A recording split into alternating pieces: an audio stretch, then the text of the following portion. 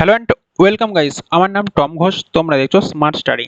So আজকে এই ভিডিওয় আমি তোমাদেরকে জানাবো আদৌ কি ফান্ড অ্যাভেলেবেল আছে, ফান্ড অ্যাভেলেবেল থাকলে যাদের স্যাংশন হয়েছে তাদের কবে টাকা ঢুকবে, এবং যে সমস্ত স্টুডেন্টদের অ্যাপ্রুভ আছে তাদের কি স্যাংশন হয়ে দুর্গাপুজোর আগে টাকা ঢুকবে নাকি দুর্গাপুজোর পরে, এবং যে সমস্ত স্টুডেন্টদের সাবমিটেড আছে বা ফরওয়ার্ড বাই এইচওয়াই আছে তাদের কি স্ট্যাটাস চেঞ্জ হতে পারে কি পারে না, এবং রিজেক্টের কেসগুলো কীভাবে টোটালটা ভিডিও আলোচনা করবো। ভিডিও শুরুর আগে চ্যানেলে যদি নতুন হয়ে থাকো চ্যানেলটাকে অবশ্যই সাবস্ক্রাইব করে পাশের বেল আইকনটা দাবিয়ে অলে প্রেস করে দাও, কেননা স্বামী বিবেকানন্দর প্রত্যেকটা আপডেট পাওয়ার জন্য এবং 2025-26 যে অ্যাপ্লাইয়ের সিজন আসছে সেই সিজনে তুমি কিভাবে অ্যাপ্লাই করবে টোটালসটা কিন্তু এই চ্যানেল থেকে তোমরা পুরো আপডেট পেয়ে যাবে।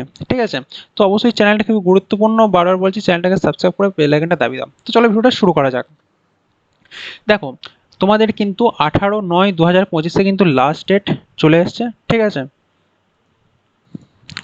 তো এখনো পর্যন্ত যারা অ্যাপ্লাই করোনি আর মাত্র একটা দিন আছে, অবশ্যই অ্যাপ্লাই করে নিও। ঠিক আছে, এবং যেটা আসছে দেখো, ফান্ড কিন্তু এই মুহূর্তে অ্যাভেলেবেল আছে। আমার কাছে অনেক নোটিফিকেশান আসছে, অনেক মেসেজ আসছে যে আমার আজকে টাকাটা ঢুকলো এরকম।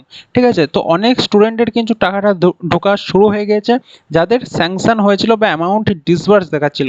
এবার আসছি অ্যামাউন্ট নট ডিসবার্স, যে সমস্ত স্টুডেন্টদের দেখাচ্ছিল তাদের কবে ঢুকবে। তাদেরও কিন্তু স্যাংশন থাকলেই কিন্তু এই পুজোর আগে ঢুকে যাচ্ছে। ঠিক আছে, এবং যে সমস্ত স্টুডেন্টদের অ্যাপ্রুভ আছে তাদেরও কিন্তু স্যাংশন কিছু কিছু জনের হচ্ছে, সবার না। হয়তো 100টার মধ্যে হয়তো 10টার মতো হচ্ছে, বাকি 90 জনের কিন্তু স্যাংশন হচ্ছে না। ঠিক আছে, সেটা কীরকমভাবে হচ্ছে না হচ্ছে সেই প্রসেসটা তো ঠিক সঠিকভাবে বলা যাচ্ছে না। তো ওটা গেল।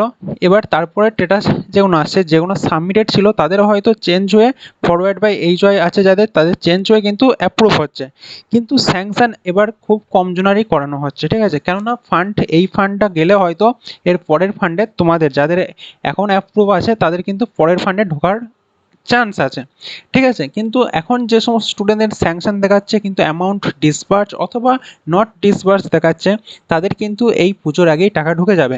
কেন বলছি, স্বামী বিবেকানন্দ স্কলারশিপ ছাড়াও যে সমস্ত আমাদের পশ্চিমবঙ্গের সরকার থেকে যে ট্যাবের 10,000 করে টাকা, সেই টাকাও কিন্তু এখনও পেন্ডিংয়ে আছে, যেটা অন্য বছরের ন্যায় দিয়ে দেওয়া হয়। ঠিক আছে, এটা ছাড়াও আমাদের যে দুর্গাপুজোর ফান্ডের জন্য টাকা, ঠিক আছে, ওটা ওটা দেওয়ার প্রক্রিয়াটা তো আগে অবশ্যই দুর্গাপুজো আসছে সেই জন্য, তাই না?